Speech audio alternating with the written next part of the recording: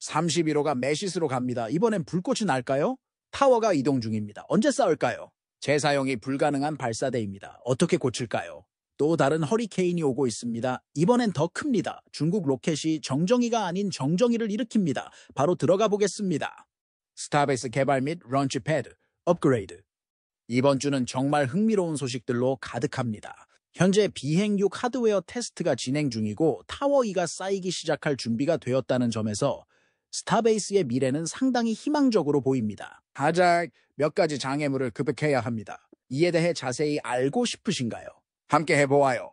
오늘 우리가 떠날 항해는 마침내 스타쉽을 위해 만들어진 첫 궤도 발사대의 탁 트인 전망을 볼 수 있는 발사장으로 우리를 데려다 줄 것입니다.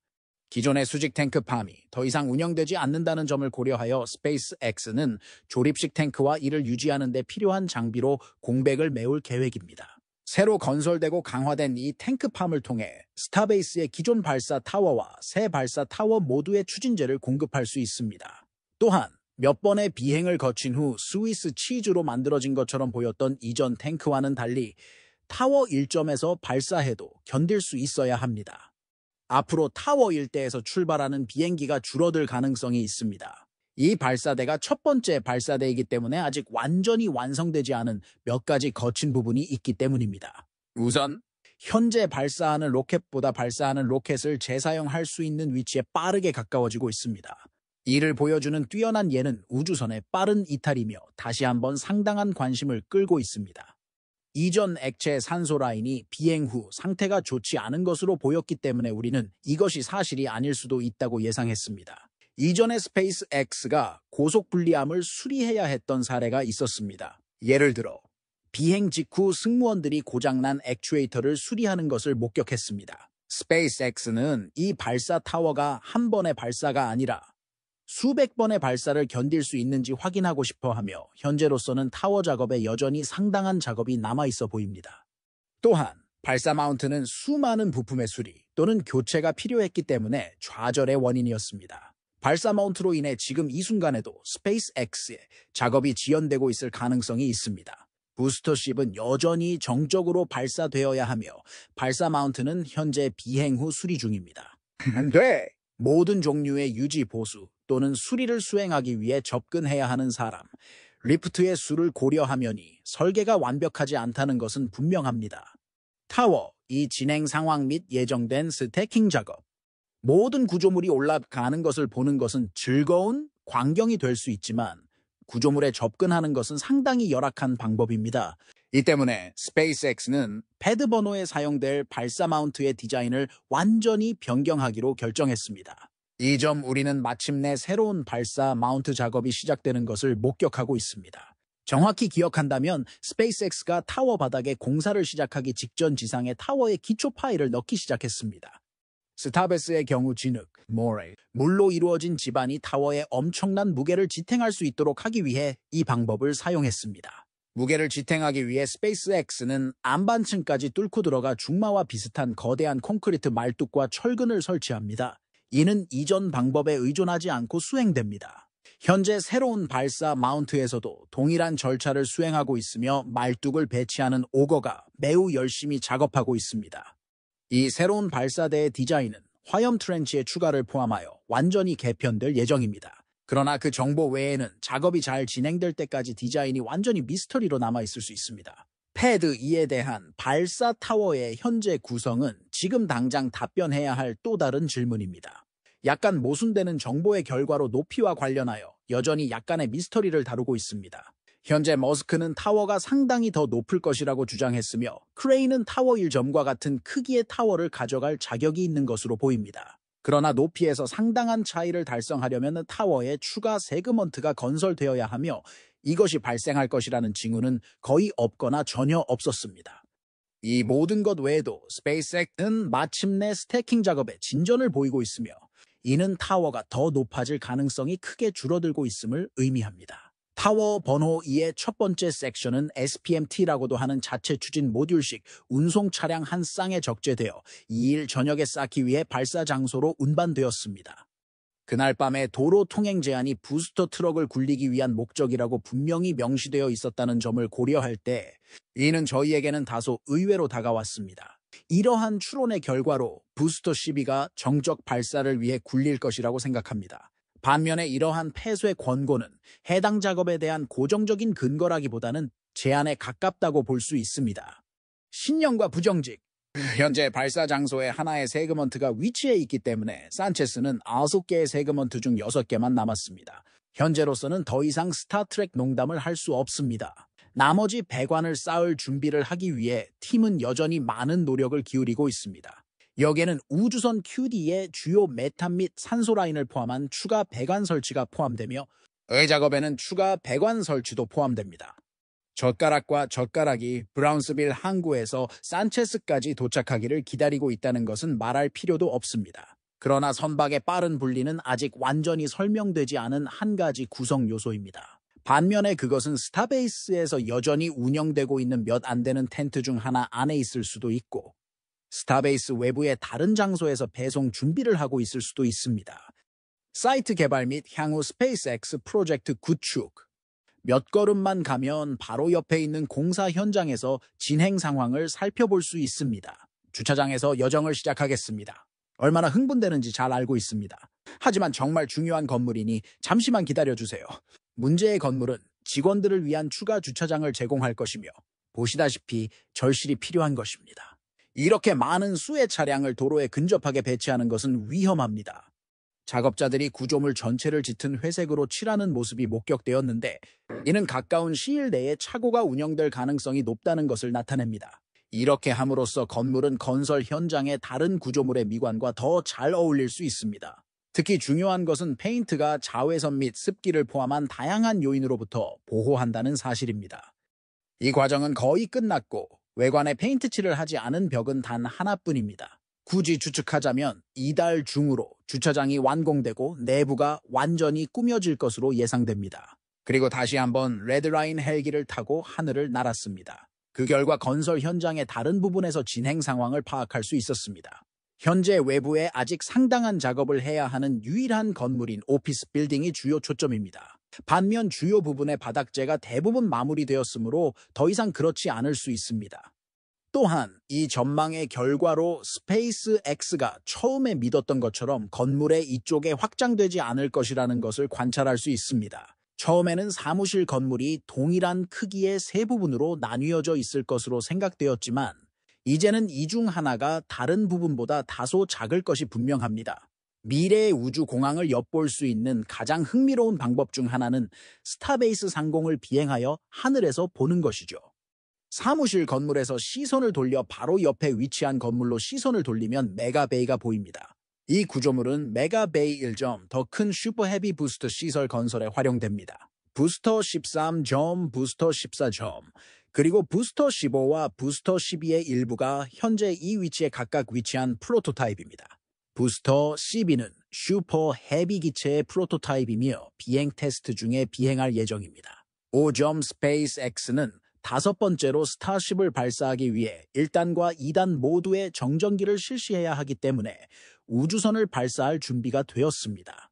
기억하실지 모르겠지만 32호는 비행사점 전에 정정이 방전을 받았으며 이륙 시간이 될 때까지 롤아웃되지 않습니다. 반면 부스터 12는 아직 연소 열에 노출되지 않았기 때문에 자체 테스트 캠페인을 준비하고 있습니다. 결과적으로 세 번째 롤 폐쇄는 이러한 이유 때문에 부스터 롤에 대해 게시되었습니다. 그러나 과거에 논의했지만 부스터 12 점을 지적하는 많은 징후가 있었지만 롤아웃은 결국 앞서 언급한 텔러 롤에 대한 것이었습니다. 인생이 당신에게 커브볼을 건네는 경우 이것이 도움이 될 수 있습니다. 아직 부스터 10이 굴러가는 것을 목격하지는 않았지만 곧 발사장으로 보내질 가능성이 높습니다.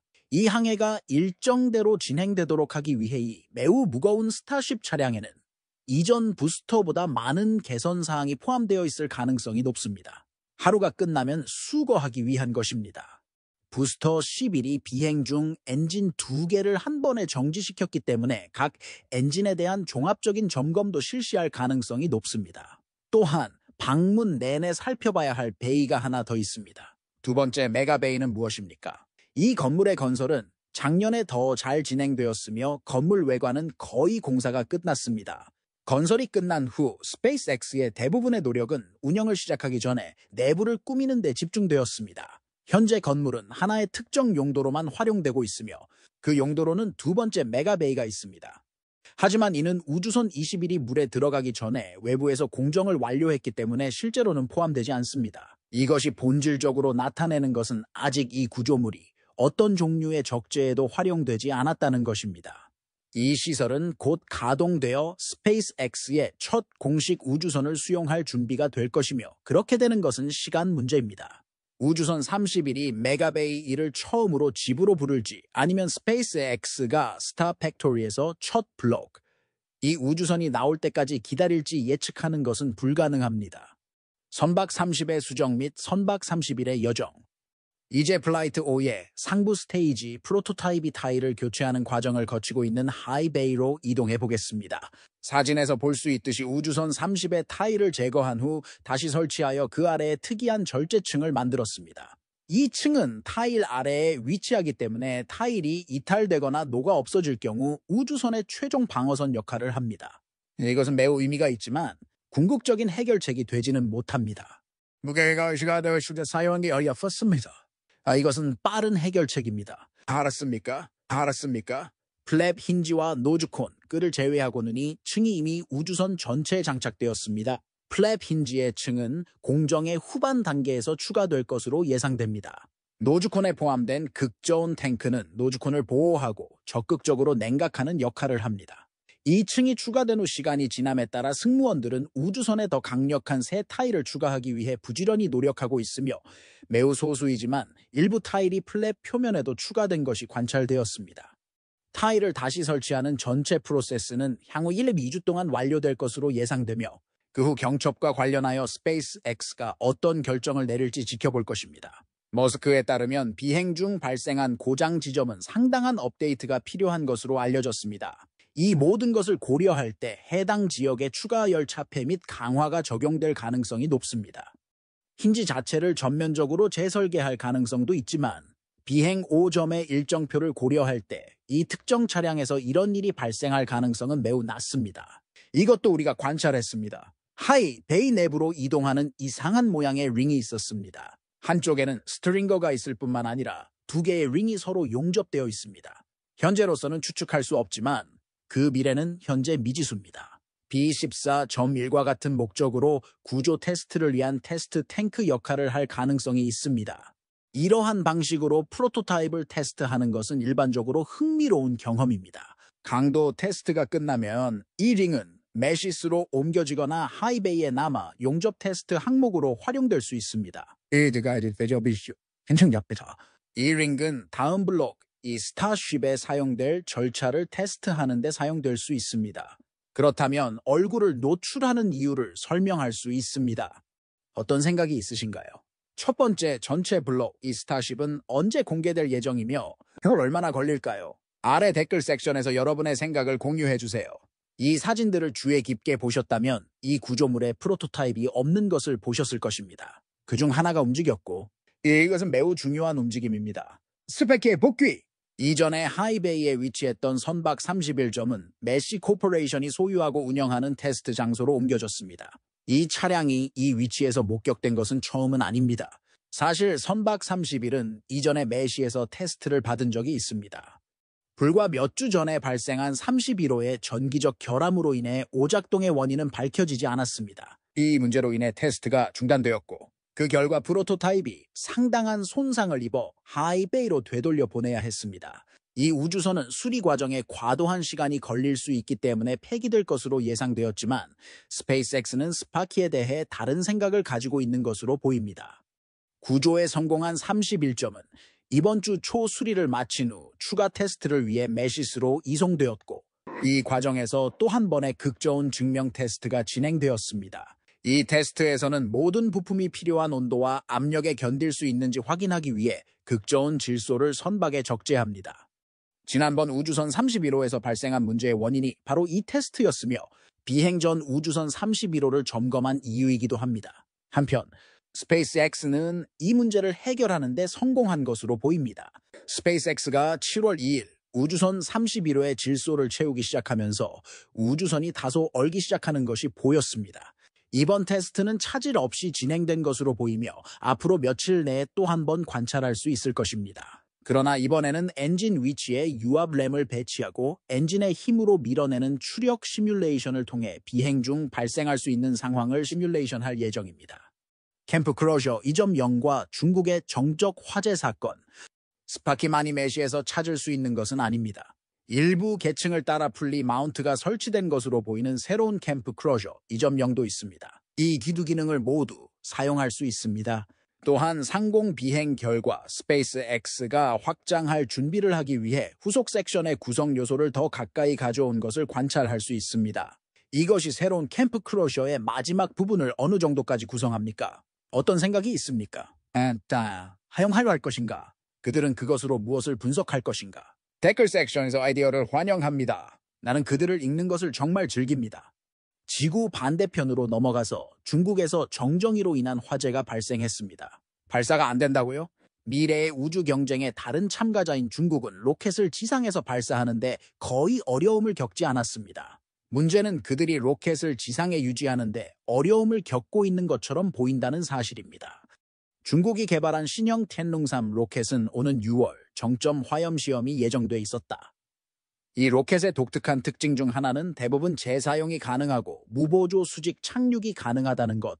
이는 펠컨9 로켓의 착륙과 매우 유사하다. 또한 이번 화염 시험의 목적은 1단에 사용된 9개의 카릴록스 엔진을 검증하는 것이었다. 하지만 이번 시험은 한마디로 완전하고 완전한 실패였다고 해도 과언이 아니다. 타이엔룽 3호의 개발사인 파이오니어 스페이스는 테스트 스탠드에 고장이 발생해 로켓을 고정할 수 없었다고 밝혔는데요. 이해는 좋지 않습니다. 또한 텐룽 3호는 가장 낮은 스로틀 설정에서 작동할 때 추력이 800톤이 넘지만 테스트 스탠드는 원래 특허에 명시된 대로 600톤의 추력만 정격으로 지정되어 있었습니다. 스탠드가 사용되었던 텐룽이 프로그램에서 가져온 것으로 드문 일은 아니지만 업그레이드가 필요합니다. 따라서 이러한 필수 업그레이드가 전혀 완료되지 않았거나 문제가 발생하여 차량이 플랫폼에서 벗어나 예기치 않은 방식으로 상승을 시작했을 가능성이 있습니다. 마침내 멈추자 땅으로 떨어지기 시작했고 압력으로 폭발했습니다. 또한 엔진 고장 가능성이 있습니다. 또한 인상적인 이벤트가 강지에서 3km 떨어진 거대한 대도시 지역에서 열렸습니다. 다행히 인명피해는 없었다고 하지만 부상자가 있었는지는 아직 밝혀지지 않아 우려스러운 상황입니다. 이번 사고가 부주의가 아닌 진짜 실수에서 비롯된 것이기를 바라며 성장의 기회로 삼아야 할 것입니다. 로켓 발사는 아무리 중요한 일이더라도 다른 사람의 생명을 위협할 만한 일은 결코 아니라는 사실을 명심하시기 바랍니다. 영상을 시청해 주셔서 감사합니다. 여러분도 저처럼 이 영상이 흥미롭고 생각을 자극하는 영상이었기를 바랍니다. 좋아요를 눌러주시고 친구들과 공유해주시고 유익하고 재미있었다면 더 많은 업데이트를 구독하는 것을 잊지 마세요. 여러분의 성원은 채널을 확장하는 데 큰 도움이 되며 다음에 업로드할 영상에서 여러분과 더 많은 여인의 이야기를 나누고 싶습니다. 또한 댓글 섹션에서 여러분의 생각을 공유해 주시면 감사하겠습니다. 오늘 논의되는 주제에 대한 여러분의 의견을 듣고 정말 궁금합니다. 안녕하세요. 안녕하세요.